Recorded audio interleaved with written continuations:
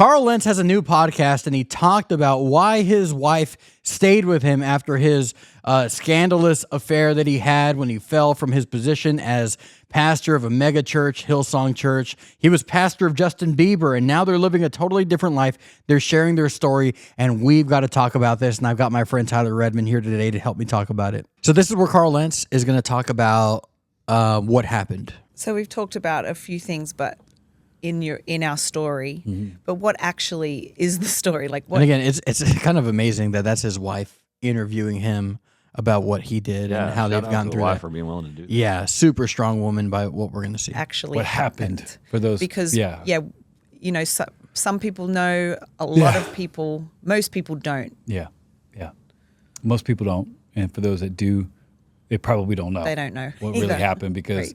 It was hard to watch people accept one side of a story. But what happened, for those who don't know, like I alluded to earlier, I had some private addictions and problems and habits that we'll get into in depth, on this podcast, that caused me to make huge mistakes, personal mistakes. I was unfaithful to you, and I covered it up. And as we know, covering up things does nothing but make the thing worse. And that began to build, and cycles in my life began to continue. And it was found out that I was unfaithful in my marriage. And I was fired publicly. And it was one of the catalyst things that started an entire bigger picture, a bigger conversation about Hillsong Church. And I was a part of that. So that's what happened. I had a really, really phenomenal role, loved it. And I made mistakes in private that cost me and everybody in public. Yeah, again, it was a consequential. It really messed up his family. It messed up his kids. He said one of his kids still hasn't forgiven him for it or told him that. Another one, it took years because they were kind of old enough to understand and see the fallout from it. But then he's going to talk about who's at fault. 'Cause sometimes I think I see people who talk about this stuff and they kind of run cover for themselves or dress it up real nice. And you just were saying it's your fault that you put us in that position. Who is at fault? Who is at fault in this whole situation? Because there was things thrown around in that space as well. Yeah. I'm at fault.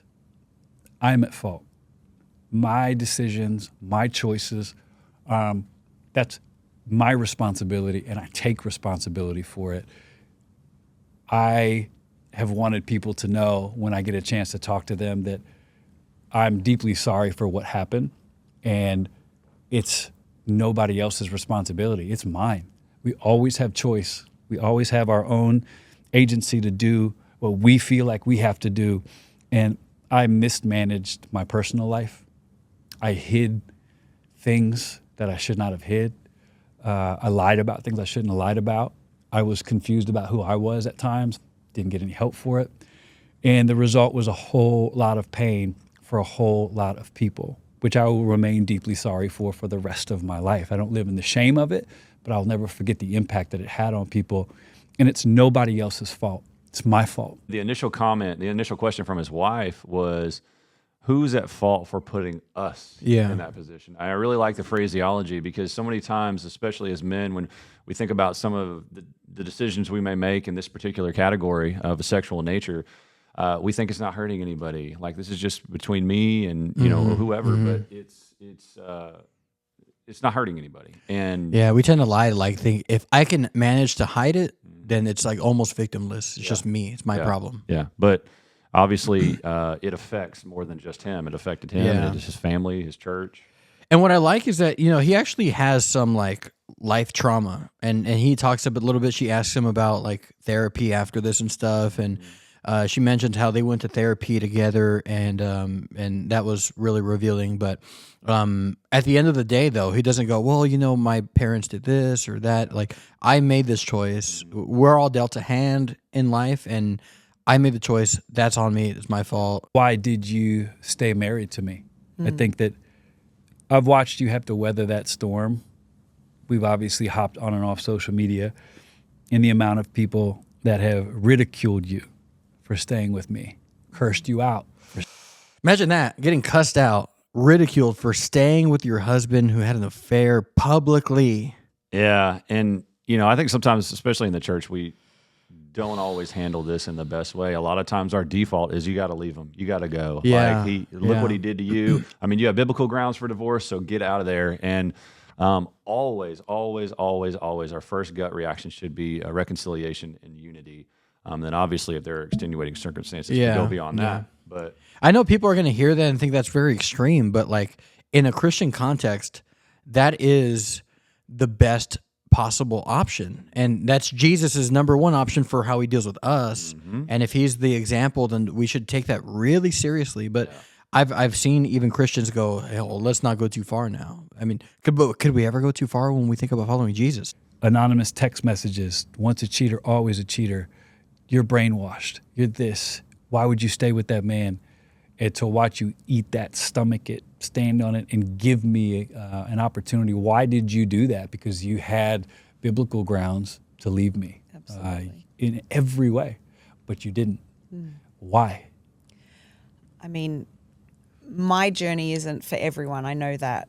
So I did have every reason to leave. I stayed with you because I saw you doing the work.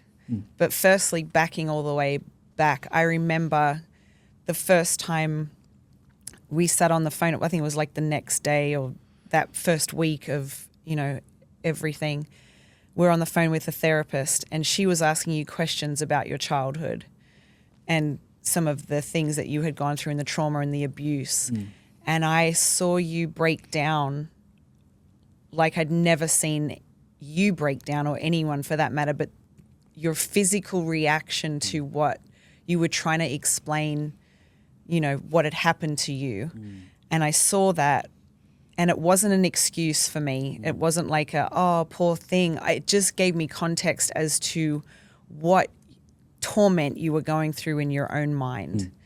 And so that was one of the reasons I chose to stay, was seeing that and what that did to you, for the sake of my kids and for the sake of just, I don't know what it was, but I knew that I needed to stay to heal, firstly, because I'd seen a lot of women go through this. Yeah. And I was the person who would always say, I would never stay. And I know so many people say that, even in this situation, look at us and go, she's crazy, I would never stay. I was one of those people. Like, I would have been like, get out of here. Like, my husband never did that. I'm out. But when you're in it, it's definitely a different thing. And it's not we had so older binary. kids. Yeah. We had older kids, but for me, I didn't want to be one of those women that had all this pent up like brokenness and hurt and things that I'd never, bitterness, and I just chose very early on in this situation to be like, I don't want to live with a broken, bitter heart. And so I did the work myself. I think the key here that she articulated really well is I began to see change. Change is going to be needed, obviously, in this guy's life in order for it to sustain itself. And as she's continuing to see those changes, she's like, okay, well, I'm going to continue to give this an opportunity of another day. Yeah. It's a really amazing thing to think about, the fact that she says, I was one of those people that said, I would never do that. Yeah. But we say things like that sometimes in certain times of life, but until you go through it, you don't really know how you're going to respond. You don't really know how you're going to react. You might be a lot stronger than you think that you are. And thankfully, she was. And sometimes just entering into the situation provides a lot of clarity. You start to figure out who you are. And yeah, her willingness to stay. And she wasn't just staying, like, you notice what she said. Like, I stayed because I really saw you doing the work. I didn't believe that what you did was ultimately representative of who you were or who you could be. And that is a beautiful parallel to how God views us again. The first time you said you forgave me was last year. Right. I think that's maybe someone might have imagined you just saying you forgive me. It wasn't like that. You were, I think what I felt like to me, you were giving me an opportunity to see what I was going to do with this information that I found. You had broken every piece of trust. Yeah. The betrayal part of infidelity is it's so beyond what you can even, I can't even explain the feeling or explain what that betrayal does to a woman or to a man, whatever the situation is. But for me, that betrayal is so big. And so I had to heal, and I had to do all the things, and I had to watch you do your work and get the help you needed. But I also had to, I wanted to keep a little bit of a wall up. So I had to protect myself, and I didn't wait a long time. I never felt like I couldn't say it. I literally couldn't say, I forgive you.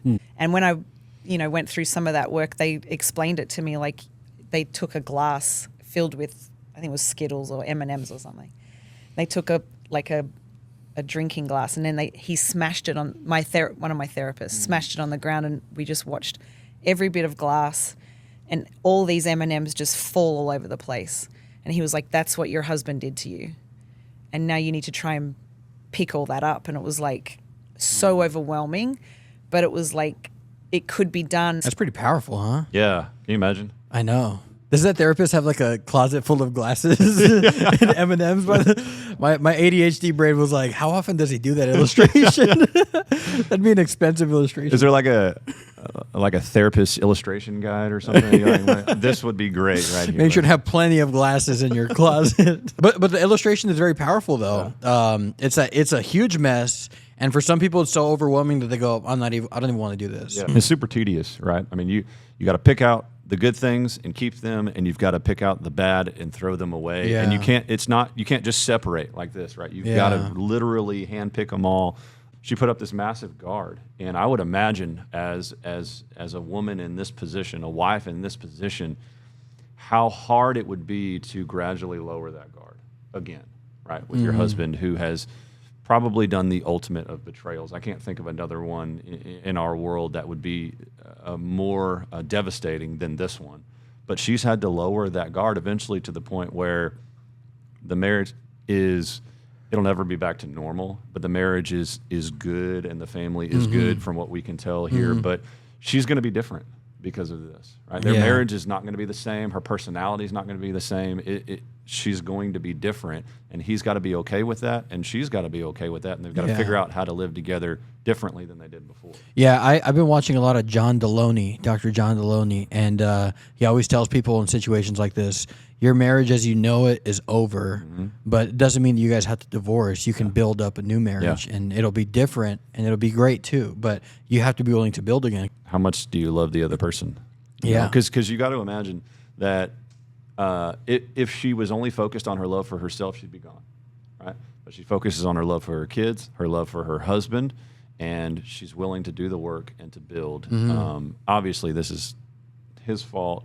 He needs to do the bulk of the hard work, but she's not going to have an easy road, and she was willing to walk down it. It's something that I can see why maybe the world would want to criticize our view of this, that it's so beautiful what she's doing, because so many people see that and they go, what a weak woman, whatever, brainwashed, all that stuff. I'll say the opposite. This is actually one of the strongest things you can do to do this and still be happy on the other side of it. I truly believe that they are. The way that they talk about it, they're really moving on with this and are in the healing process, and things are really good. What benefit would she have to fake this? Right? It's just going to make her life miserable, and their reputation essentially was already shattered. And so in a divorce, she would have made a bunch of money too. So you can't even say it was money. So, it's such a.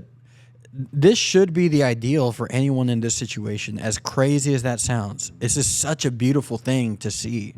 And the fact that people are so shocked about it and people even get angry about it is a really telling thing to me. Yeah. This should be a really role model, beautiful thing to see. Yeah. That I want to aspire to that, and not just be the person that says, no way, no chance whatsoever.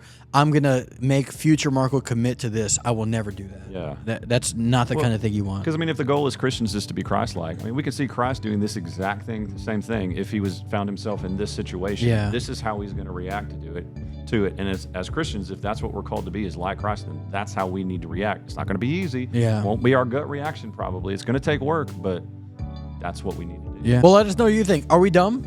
I think we're right about this. Yeah, we are dumb, but I think we're also right.